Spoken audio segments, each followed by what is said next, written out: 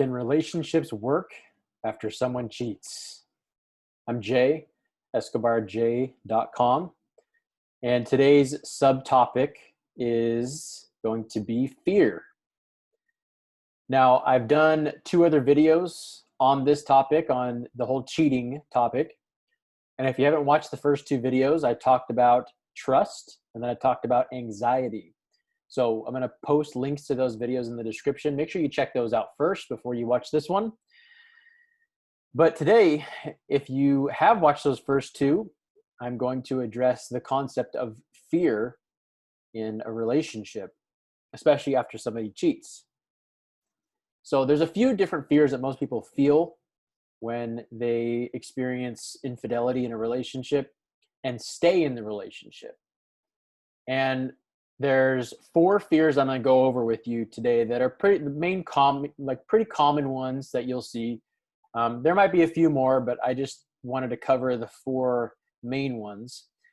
And the first one is fear that your partner might do it again.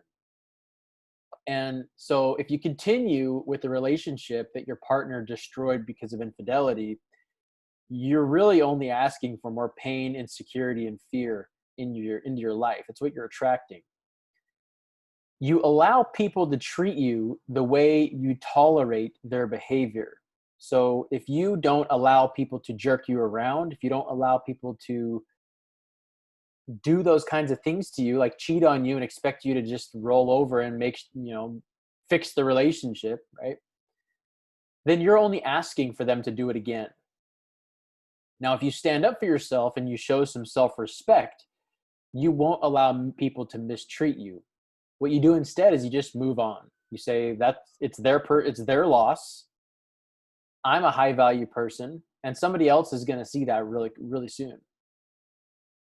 And the thing is if you don't take that advice seriously, that if you don't stand up for yourself, people will mistreat you, then you'll always have that fear in the back of your mind that your partner will be unfaithful to you again if you continue in that toxic relationship. You're always going to have that fear. It's going to be deep in the back of your mind. You may feel like you fixed the relationship. You can go to counseling. You can do all sorts of things to try and piece the mirror back together, if you will, like I talk about in my first video in trust. But it's always going to be in the back of your mind. You're always going to have that lack of confidence in the relationship because they were unfaithful to you.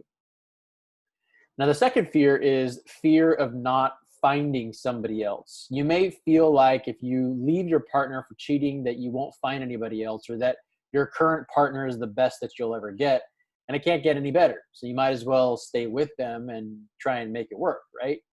Wrong. The reality is that from a purely numerical standpoint, there's more beautiful single people out there that you can possibly imagine. And having a one-itis mentality is only inhibiting you from finding that true somebody who's going to value you and be loyal to you. There's no perfect one person for you. There is several ones for you out there that you can make it work with. There's several people that are compatible with you and that will treat you the way you should be treated. So have some integrity, have some self-respect for yourself, and put the time, instead of trying to fix the toxic relationship that you're in, instead of trying to fix that, go after somebody else who will actually value you. Now, again, like I talked about in my last video on anxiety, I kind of touched on a key point that if your partner did cheat on you, you have fault in that too. So you have to keep that in mind. You have to work on yourself also. Now, the third fear is the fear of being alone. And this one can be a tricky one. This one's a tough one because most people have a fear of being alone. And this is, even something that I've struggled with in the past. But if you fear being alone, don't. You only fear being alone because you're insecure about who you are as a person in some way. And let me tell you something. You're actually a genius. Okay? But the only way that you can tap into that genius is to practice the art of getting quiet, meditation. And meditation requires you to be alone. I mean, I guess you could meditate with people, but it's more powerful if you're alone, and it's easier to get quiet when you're alone. And the other thing that I want to say is that you are a worthy person, and you're an amazing person with special gifts and talents specific to you. And so you only want to focus on sharing those gifts with other people. And eventually, if you just focus on sharing your gifts no matter what, then the right person's going to come along and they're going to choose to be in your life by their own free will. And so this whole fear of being alone, once you actually are alone, you'll actually find that it's really not that bad.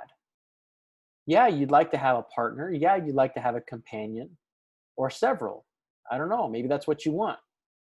However, you shouldn't fear being alone, because when you're alone, a lot of times that's when you are the most inspired in spirit, as Dr. Wayne Dyer likes to say. And you'll receive a lot of revelation when you're alone. You can receive a lot of insights when you're alone. And another concept that I learned from Dr. Wayne Dyer, is he says that the only thing that you can't cut in half is silence. And silence is like God's language, or the language of the universe, because it reveals to you, when you get quiet and you embrace silence, what happens? If you try and cut silence in half, what happens? You get more silence. Everything else, everything else is a dichotomy. Everything else, if you cut it in half, you'll get more of that thing. You'll get two sides of that thing. For instance, up and down, left, right, north, south, right? Etc. Hot, cold. So, except for silence. So, but in order to get comfortable being alone, you have to practice the art of silence, and practice the art of being quiet, and the art of meditation. And you'll find some very, very deep insights about yourself, and you'll have some spiritual experiences that will help you become more secure and comfortable with who you are as a person. And then being alone isn't so bad. So the fourth one is fear of approaching or putting yourself back out there. So this one, you might feel fear putting yourself back out there and setting yourself up for rejection. And that can seem a little intimidating when you look at it from a bird's eye perspective, and especially if you're still in a toxic relationship with someone who's been unfaithful to you. You may not want to put yourself back out there because you're afraid that you'll just get rejected, right? But what you'll find is that most people are actually very, very nice, and they don't actually reject you. Even if they want to reject you, most people just don't want to embrace that confrontation. They don't want to reject you. So instead of focusing on, I don't want to get rejected, or I'm not getting rejected, and having that fear mindset of, oh man, I really don't want to be rejected, so I don't want to go talk to that person, or I don't want that person to come talk to me because, I don't want to feel rejected or anything like that. Instead of that, shift your mindset to trying to get rejected, to how can I talk to so many people that rejection just becomes second nature, if you will. Rejection is just, it becomes nothing. It wilts. Talk to so many people that the funny thing about that is that when you do talk to a lot of people, and when you do just start going out there and putting yourself out there, approaching people and just having a smile and complimenting people, or just saying, hey, how are you? Or just smiling or asking how somebody's day is going, what you'll notice is that it takes quite a lot of work and effort and time in talking to people before you find somebody who will actually reject you. And if they do reject you, maybe they're just having a bad day. Maybe they just didn't want to be approached at that time. And there's a lot of different reasons. But what you'll find is funny is that it actually takes kind of a lot of work to find somebody who will flat out reject you to your face. And so when you actually seek out getting rejected, it becomes less of a big deal to you. And then if you can push yourself in your conversations to try and get rejected, then you'll know what the worst feels like. You'll know, oh man, this is what being rejected feels like. And it really is not that big of a deal. You just like, you brush it off and you move on. It's like, okay, yeah, no problem. Next, right? So that's the key, is it try to get into so many interactions that rejection, it doesn't even cross your mind anymore. And that's the key to it. And the last thing that I want to preface with the concept of fear in relationships after somebody cheats, because that's really the basis of it, is you don't want to move on because of fear. And I'm going to end this video by giving you not a topic, but a quote. And the quote is, "What you fear, you attract, but what you look at disappears. Fear is only an illusion."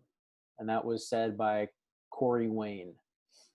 So I love this quote because it's very, very true. If you constantly fear things in your life, you attract them to you. If you think you're going to get sick, you end up getting sick. If you think you're going to get into a car accident, you ended up attracting a car accident into your life. And on the contrary, if you think positive things, you attract positive to you. And that's what you look at disappears. That means that when you actually face the fear and you actually embrace the fear, you'll notice the fear disappears and wilts away and melts away and is nothing. Fear is just an illusion.